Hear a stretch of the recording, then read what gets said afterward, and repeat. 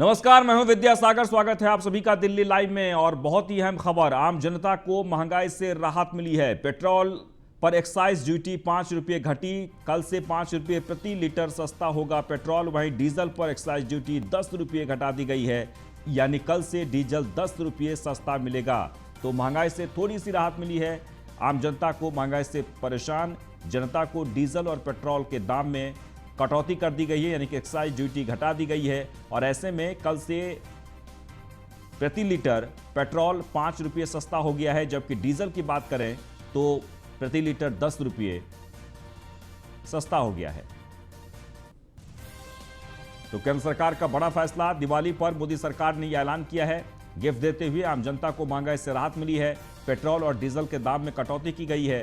Petrol 5 रुपये सस्ता, जबकि डीजल के दाम 10 रुपये घट गए हैं। लगातार महंगाई को लेकर पूरे देश भर में जनता त्रस्त, परेशान, और ऐसे में केंद्र सरकार ने दिवाली का एक बड़ा गिफ्ट देते हुए महंगाई में कटौती की है। आगे बढ़ते हैं। दिल्ली के पर्यावरण मंत्री गोपाल राय ने राजधानी में पटाखों की खरीद, बिक्री और इस्तेमाल पर लगाए गए प्रतिबंध का विरोध करने वालों को आज करारा जवाब दिया। उन्होंने कहा कि कुछ लोग अपनी राजनीतिक महत्वाकांक्षा के लिए पटाखों को धर्म से जोड़कर प्रदूषण के खिलाफ युद्ध को कमजोर करने की कोशिश कर रहे हैं।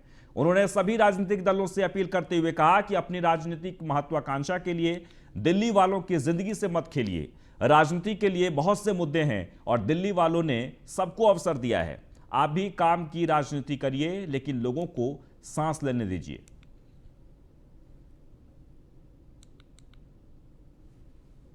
अब ये ठंड बढ़ने से जो कूड़े का जलाव होता है, कूड़े जलने का जो कंपोनेंट होता है, वो दिल्ली में अब बढ़ेगा, क्योंकि अभी ठंड नहीं थी तो कहीं पर भी कूड़ा नहीं जल रहा है, अलाव नहीं जल रहा है। दिवाली के बाद वो कंपोनेंट भी बढ़ने की उम्मीद है कि वो शायद बढ़ेगा।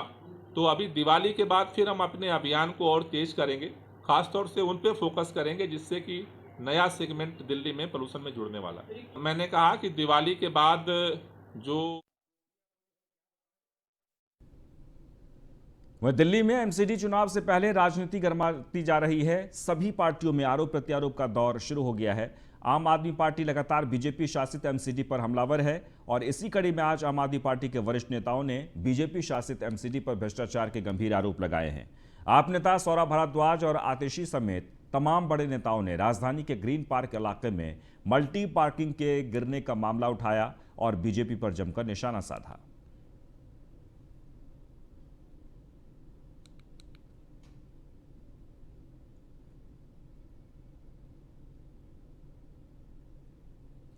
करोड़ों रुपया, कई हजार करोड़ रुपया पूरी दिल्ली से वसूला कन्वर्जन चार्ज और पार्किंग चार्ज के नाम पे।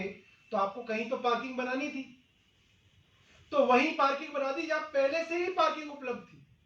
आप पत्रकार हैं, आप जाके ग्रीन पार्क में देखिए, जहां पे पार्किंग बनी है उसके सामने खूब बड़ी पार्किंग है, सरफेस पार्किंग उपलब्ध है। सिर्फ एक जबरदस्ती, एक टोकनिज्म करने के लिए या शायद कुछ पैसों की कमाई करने के लिए इस पार्किंग को बनाया गया। जल्दबाजी में इसको टाइम से पहले इनॉग्रेट किया गया। अब देखिए, ये पार्किंग एक ऐसी पार्किंग है जो 2 बार अलग अलग मंत्रियों ने इनॉग्रेट करी। पहले जनवरी 2020 में हरदीप पुरी ने इनॉग्रेट की, फिर नवंबर 2020 में इसको दूसरे मंत्री आरके सिंह और दिल्ली के लेफ्टिनेंट गवर्नर अनिल बैजल और उस वक्त की सांसद मीनाक्षी लेखी, उस वक्त के मेयर, इन सब ने इनॉग्रेट किया। दोबारा उसी पार्किंग को इनॉग्रेट किया ना। उस एरिया के लोग हाथ जोड़ लेते हैं कि पार्किंग यहाँ पे बहुत बड़ी समस्या है, हमारे इलाके में पार्किंग की व्यवस्था नहीं है, और ये पार्किंग अरेंज करना एमसीडी की जिम्मेदारी थी। और अब हमें समझ में आ रहा है कि किस प्रकार से इस जिम्मेदारी को एमसीडी निभा रही थी, ऐसे इलाके में पार्किंग बनाकर जहां पर उसकी जरूरत नहीं थी, और ऐसी पुअर क्वालिटी की पार्किंग बनाकर कि विद इन 1 ईयर वो पार्किंग का ढांचा टूटने लगता है। आज हमारी ये डिमांड है कि जो भाजपा के मेयर्स हैं, जो भाजपा के नेता हैं, भाजपा के जो हमारे यूडी मिनिस्टर हैं हरदीप पुरी जी, जो इसके उद्घाटन में शामिल थे, वो सामने आए और इन भ्रष्टाचार के सवालों पर जवाब दें कि वह दिल्ली के करमपुरा में अंबेडकर यूनिवर्सिटी कैंपस में नई बिल्डिंग का शिलान्यास किया गया है, जिसका शिलान्यास खुद दिल्ली के डिप्टी सीएम मनीष सिसोदिया ने किया है। इस दौरान दिल्ली यूनिवर्सिटी के वाइस चांसलर मौजूद रहे और आम आदमी पार्टी के मोती नगर के विधायक शिवचरण गोयल भी शामिल हुए। मनीष सिसोदिया ने कहा कि हमारा मकसद दिल्ली के हर छात्र को कम से कम उनके अधिकार की शिक्षा देना है।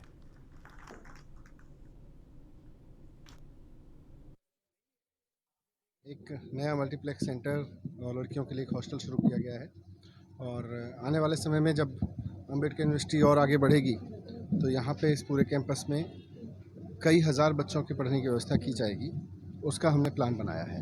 आज यहाँ पर मल्टीपर्पज़ बिल्डिंग का, गर्ल्स हॉस्टल का और ऑडिटोरियम का उद्घाटन किया गया। 2016-17 में यहाँ पर अंबेडकर यूनिवर्सिटी की शुरुआत की गई थी। तब इतना बड़ा प्रोग्राम का हमें तब भी था कि हम इसको बेहतर और बेहतर बनाने का प्रयास, जैसे अब अपने यहाँ पर बिल्डिंग बनाई, प्रोग्राम किया और आज हमारे माननीय शिक्षा मंत्री ने कि इस कैंपस को 6000 बच्चों तक लेके जाना है। अभी यहाँ पर एट प्रेजेंट 16-17 में 200 बच्चे थे और आज यहाँ पर 800 बच्चे हैं। हमारे यहाँ जो नया इंफ्रास्ट्रक्चर हमने खड़ा किया, ऑडिटोरियम जिसकी कैपेसिटी 250 है और उसमें सब तरह की सुविधा और हर तरह की इंफ्रास्ट्रक्चर अवेलेबल है। एक हमारा मल्टीपर्पज़ ब्लॉक हमने इनॉग्रेट किया आज, शिक्षा मंत्री आए थे, उन्होंने इनॉग्रेट किया। उस हॉल में ग्राउंड फ्लोर पे तो क्रैश फैसिलिटी है। क्रैश मतलब क्योंकि हमारे वर्किंग वुमेन यहाँ जो स्टाफ है और टीचर्स हैं उनके बच्चे डे टाइम में डे केयर सेंटर में रह सकते हैं। और 2 BHK के 4 स्टाफ क्वार्टर्स और 1 BHK के 2 स्टाफ क्वार्टर्स जो हैं वो भी हमने बनाए हैं। राजधानी दिल्ली के सभी जोनों में स्ट्रीट वेंडर्स को लेकर निगम अधिकारियों ने टाउन वेंडिंग कमेटी के सदस्यों के साथ बैठक की है। केशवपुरम जोन में हो रही बैठक को लेकर हमारे संवाददाता ने टाउन वेंडिंग सदस्य से खास बातचीत की। स्ट्रीट वेंडर्स के कल्याण के लिए लगातार टीवीसी कुछ न कुछ उनकी योजनाओं पे काम करती रही है। इसी को लेकर आज केशवपुरम जोन के अंदर टीवीसी कमेटी की बैठक थी। आइए जानते हैं क्या विशेष रहा। दिवाली से पहले स्ट्रीट वेंडर्स के लिए क्या कुछ तोहफा है या फिर उनके लिए किस तरीके से आप उनके कल्याण के लिए यहाँ पर आज मीटिंग में बातें रखी गई? देखिए, सबसे पहले तो मैं आप सभी को धनतेरस और दीपावली की शुभकामनाएं देता हूँ। आज जो टाउन वेंडिंग कमेटी की रखी गई है नॉर्थ दिल्ली के सभी जोनों में इमरजेंसी में रखी है। मैं कहना चाहता हूं कि दिल्ली नगर निगम की नीयत साफ नहीं है। जब इन्हें हाई कोर्ट का डंडा आता है तब इनको याद आता है। इतने दिन पहले इन लोगों का सर्वे हो गया, इनको सर्टिफिकेट मिलना चाहिए था। सर्टिफिकेट जैसे ही रेडी पटरी वाले को मिल जाएगा तो वैसे ही पुलिस और प्रशासन का महीना बंद हो जाएगा।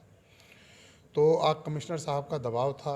जिस तरीके से अभी पिछले कुछ दिनों पहले माननीय उच्चतम न्यायालय ने भी इनसे सवाल पूछा कि आखिर अब तक इनका स्ट्रीट वेंडर्स को उनका अनुमति क्यों नहीं दी गई, तो उसको लेकर के आनन फानन में आज सभी जोनों के अंदर इस तरीके की बैठकें बुलाई गई और ITVC में फैसला हुआ कि जितने भी टाउन वेंडिंग कमेटी के अंतर्गत रेडी पटरी वाले हैं जिनका सर्वे हो चुका है उनको तत्काल रूप से उनको COV सर्टिफिकेट दिया जाए।